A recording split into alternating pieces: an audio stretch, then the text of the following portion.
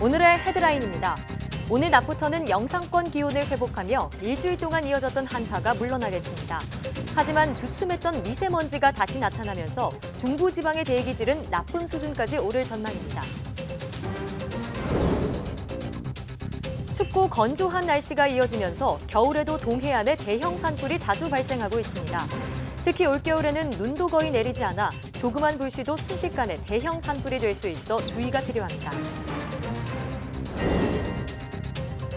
나사의 무인 탐사선 뉴 허라이즌스호가 촬영한 소행성 모습이 공개됐습니다. 인류 역사상 가장 멀리 떨어진 이 소행성은 지난해 길쭉한 형태만 보였던 것과 달리 선명한 눈사람 모양인 것으로 확인됐습니다.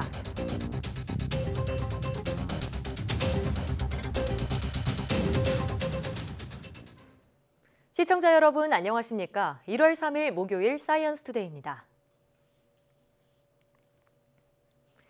오늘부터 일주일 만에 한파가 물러나겠지만 그동안 주춤했던 미세먼지가 다시 나타날 것으로 보입니다. 기상청은 오늘 아침까지는 영하권의 강추위가 이어지다 낮부터 영상권 기온을 회복하며 한파가 물러나겠다고 밝혔습니다. 오늘 서울 아침 기온은 영하 8도, 낮 기온은 영상 2도로 어제보다 1, 2도가량 높겠습니다. 다만 미세먼지가 다시 나타나면서 충북은 대기질이 종일 나쁨 수준을, 경기 남부와 영서는 오전 한때 나쁨 수준을 보일 전망입니다. 새해 벽두부터 산불이나 축구장의 30배 가까운 크기의 산림이 잿더미로 변했습니다. 봄에 많이 났던 산불이 최근에는 겨울철에도 자주 발생하고 있습니다. 지환 기자가 보도합니다. 온 산이 시뻘겋습니다. 불은 바싹 마른 낙엽을 태우면서 바람을 타고 능선을 따라 곳곳으로 옮겨 붙습니다. 능선에서부터 불이 시작됐거든요. 그래서 거의 이쪽으로 계속 넘어가는 단계였는데 도로를 거쳐서 이쪽 산으로 넘어오더라고요. 넘어온 불꽃이 이 앞산 쪽으로 다시 오게 되더라고요. 새해 벽두부터 발생한 산불에 축구장 면적 30배가 넘는 산림이 잿더미로 변했습니다. 밤새 이어지던 불은 헬기 20대를 넘게 투입해서야 진화됐습니다. 주민들은 뜬 눈으로 밤을 지새웠습니다. 산불 현장 주변에 장애인 시설이 있어서 인명피해가 나지 않을까 걱정이 많았습니다. 지난달에도 삼척과 동해에서 산불이 발생해 산림 10헥타르가 소실됐습니다. 봄철에 줄어났던 동해안 산불이 최근에는 겨울에도 자주 발생하는 겁니다. 원인은 춥고 건조한 날씨에 바람까지 봄철 못지않게 강하게 불기 때문, 건조특보와 한파특보가 동시에 내려지고 바람이 초속 6에서 9m 정도로 강한 상황에서 화목보일러 사용 농가가 늘고 조그만 불씨에도 불은 순식간에 크게 번집니다. 올겨울 동해안에 눈이 거의 내리지 않는 점도 피해를 키웠습니다. 봄철에는 거운 건조한 남서풍이 강하게 불면서 영동지방에 대기가 건조해진 반면 이번 겨울철에는 차고 건조한 대륙고기압에 의해 북서풍이 바람이 강하게 불면서 대기가 건조해지면서 화재에 취약한 날씨를 보였습니다. 과거 봄, 가을에 집중되던 산불, 이젠 사계절 언제든 조그만 부주의가 대형 산불로 번질 수 있습니다. YTN 지환입니다. 미 항공우주국 나사가 2006년 발사된 우주탐사선 뉴 허라이즌스호가 새해 첫날 촬영한 소행성 울티마 툴레의 사진을 공개했습니다. 울티마 툴레는 태양계 끝 카이퍼 벨트 구역에 있는 소행성으로 지구로부터 약 65억 킬로미터 떨어져 있어 인류 역사상 가장 먼 거리에 있는 천체의 우주선 탐사입니다. 지난해에 찍은 사진 속 울티마 툴레는 흐릿하게 길쭉한 형태만 보이는 수준이었지만 이번에 촬영된 사진에는 두 개의 암석 덩어리가 길이 약 31km 크기의 눈사람 모양을 하고 있는 것이 선명하게 확인됩니다. 울티마 툴레는 태양계와 행성들이 만들어진 시기에 특징을 유지하고 있는 것으로 추정되고 있어서 과학자들은 울티마 툴레의 땅과 대기의 화학 성분 등을 분석할 수 있기를 기대하고 있습니다. 뉴 허라이즌스호가 촬영한 사진과 수집 데이터를 모두 받는 데는 2년 정도 걸릴 것으로 예상됩니다. 6일 오전에 있을 부분일식 현상을 관측하기 위한 행사가 국립과천과학관에서 열립니다. 과천과학관은 오전 9시 천체 관측소에서 태양 전용 망원경으로 일식의 전 과정을 볼 수 있는 공개 관측 행사를 연다고 밝혔습니다. 부분일식은 달이 태양 일부를 가리는 현상으로 이번에 나타나는 부분일식은 6일 오전 8시 36분부터 시작해 오전 11시 3분까지 이어집니다. 과천과학관은 부분일식을 관측하기 위해선 태양빛을 줄여주는 필터나 셀로판지 등의 도구가 필요하다며 필터 없이 쌍안경 등을 사용하면 실명 우려가 있어 주의해야 한다고 당부했습니다. 국내 연구진이 우주에서 지구로 날아오는 초고에너지 입자의 생성 원인을 밝힐 새로운 가설을 제시했습니다. 울산과학기술원 연구팀은 초속 100m의 야구공 운동에너지와 맞먹는 거대 에너지를 가진 입자가 지구로 날아오는 이유를 예측한 연구 결과를 발표했습니다. 연구팀은 이들 입자가 천여자리 은하단 안에서 생성된 뒤 상대적으로 가까운 북두칠성 은하단으로 튕겨나와 지구로 왔다는 가설을 제시하고 이를 컴퓨터 시뮬레이션을 통해 입증했습니다. 초고에너지 우주선이라고 불리는 초고에너지 입자는 지구 대기에서 다른 입자와 충돌하면서 실제 인간이 느낄 수는 없으며 현재까지 생성 원리가 밝혀지지 않았습니다. 설사와 복통 등 식중독을 일으키는 노로바이러스가 사람과 밀접한 개에서 검출됐다는 연구 결과가 국내에서 처음 보고됐습니다. 전염성이 강한 노로바이러스가 사람과 동물 사이에 교차 감염될 가능성도 있어 주의가 요구됩니다. 이정우 기자입니다. 노로바이러스는 섭씨 60도에서 30분 동안 가열해도 죽지 않고 수돗물의 염소 농도에서도 견딜 정도로 저항성이 강합니다. 반려동물인 개에서 전염성이 강한 노로바이러스가 검출됐다는 연구 결과가 나왔습니다. 개 분변에서 분변 시로에서 노로바이러스를 분석하였고 그리고 개 혈청에서 바이러스 감염을 확인한 첫 번째 연구 결과라고 할 수 있겠습니다. 연구팀은 동물병원과 동물보호소 등지에서 개 427마리의 혈청을 수집해 유전자를 분석한 결과 15.9%인 68마리에서 노로바이러스 항체 양성 반응을 확인했습니다. 또 개의 분변 샘플 459개 중 3.1%에서 노로바이러스가 나타났습니다. 국내에서 개의 분변과 혈청에서 노로바이러스를 검출한 연구는 이번이 처음입니다. 외국에서는 2007년 이탈리아에서 첫 보고가 나왔고 유럽 14개 나라에서 수집한 개 혈청에서는 노로바이러스 항체 양성률이 39%에 이른다는 연구 결과도 있습니다. 노로바이러스에 감염된 개가 사람에게 바이러스를 옮기는지에 대해서는 아직 정확하게 확인되지 않았습니다. 전문가들은 노로바이러스 자체가 사람과 동물에 모두 감염될 수 있는 인수공통 감염병으로 반려동물인 개와 교차 감염 가능성을 우려하고 있습니다. 외국 사례에서 보면은 개 노로바이러스에 걸린 환자의 그 애완견에서 그 환자의 바이러스가 전염돼서 그 식중독 증상을 일으킨 사례가 있습니다. 전북대학교와 공동 연구한 이번 성과는 국제학술지 BMC 수의학 연구에 실렸습니다. YTN 이정우입니다.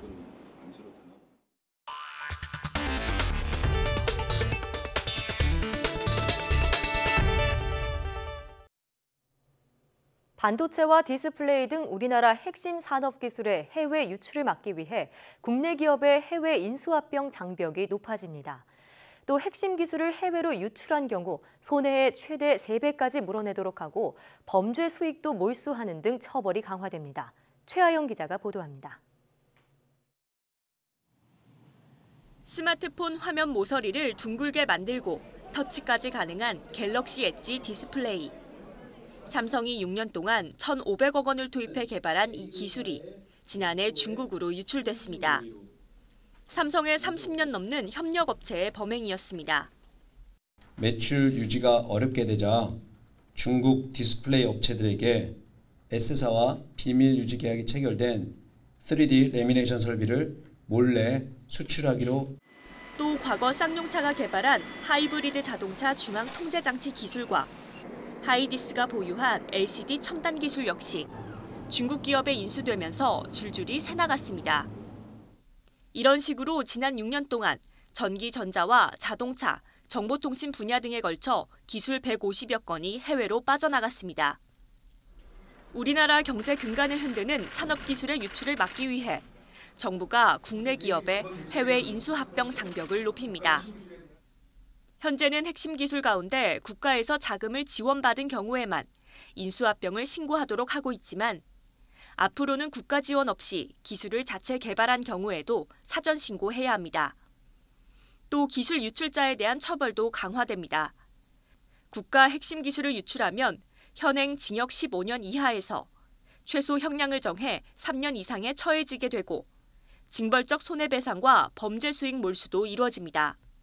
고의 중과실로 기술을 유출할 경우 피해액의 최대 3배까지 손해를 배상하게 할 예정으로 있습니다. 또한 기술 유출로 얻은 범죄 수익에 대해서는 환수할 수 있도록 관련법을 개정하여 하지만 이번 발표에는 해외 경쟁사로 이직하는 등 기술 인력 유출에 대한 대책은 담기지 않아 실효성을 우려하는 목소리도 나오고 있습니다. YTN 최아영입니다. 미국과 중국 공동 연구팀이 노화 연구에 주로 사용되는 실험 동물인 예쁜 꼬마 선충에서 수명 단축에 중요한 역할을 하는 유전자를 발견했습니다. 미국 미시건대와 중국 화중과기대 공동 연구팀은 예쁜 꼬마 선충에서 발견한 SLO1 유전자가 노화 과정에서 운동 기능을 떨어뜨리고 수명을 단축하는 데 큰 영향을 준다는 사실을 확인했다고 밝혔습니다. 연구팀은 이 유전자의 작동을 중단시킨 예쁜 꼬마 선충의 경우 운동 기능 저하 속도가 느려지고 수명도 길어진 것을 확인했습니다. 이어 노화에 따른 운동 기능 저하와 수명 단축에 대한 표적을 발견한 만큼 이 유전자가 다른 동물에서 어떤 역할을 하는지 관련 연구가 활성화될 수 있을 것으로 연구팀은 기대했습니다. 미국 연구팀이 기존 항생제를 이용해 알츠하이머 병을 치료할 수 있는 새 후보 물질을 개발했습니다. 미 예이대 의대 연구팀은 9세대 항생제인 슈프락스를 분해해 액체 상태로 바꿔 투여하면 기억력이 일부 회복된다는 사실을 동물 실험으로 확인했다고 밝혔습니다. 연구팀은 치매 모델 G에 이 물질을 투여한 결과 뇌 신경세포를 파괴하는 면역 반응이 억제되면서 손상된 신경세포 연결 부위가 재생되고 잃어버린 기억이 일부 되살아났다고 설명했습니다. 이는 원형이 아닌 액체 상태의 항생제일 때만 효과가 있으며 안전성이 확인되면 환자를 대상으로 임상시험도 가능하다고 연구팀은 밝혔습니다. 올해부터 인천 시민이면 누구나 자연재해나 교통사고, 강도 등으로 피해를 볼 경우 무료로 보험 혜택을 받을 수 있게 됐습니다. 인천시가 시민안전보험에 가입했기 때문인데요. 광역자치단체 가운데는 처음입니다. 이기정 기자입니다. 주상 복합 건물 공사 현장.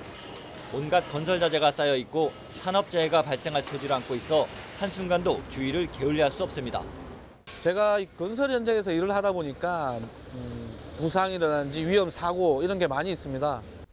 어린 학생을 학교에 보내는 부모는 늘 차 조심하라고 당부하지만 물가에 내놓은 듯 조마조마합니다. 예상치 못한 사건 사고가 빈발하는 가운데 인천시가 광역자치단체 중 최초로 시민안전보험제도를 시행했습니다.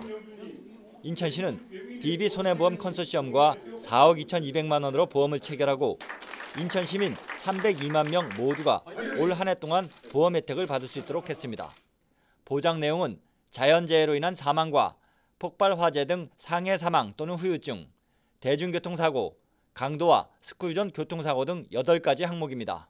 미비한 점이 있으면 보완해가고 하면 그 시민들의 안전이 많이 좋아질 거라고 생각합니다. 그러나 한편으로는 이 보험이 많이 안 쓰여야 우리 인천 시민들이 행복한 거라는 생각을 합니다.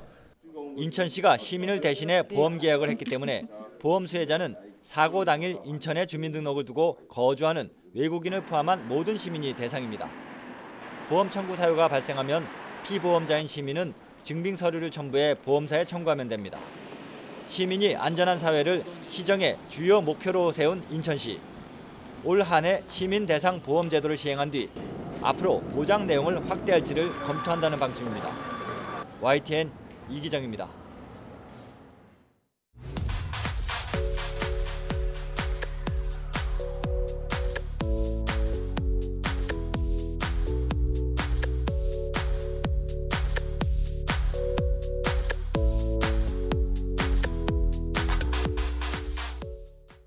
우리나라는 공룡 발자국 화석이 많기로 유명하죠.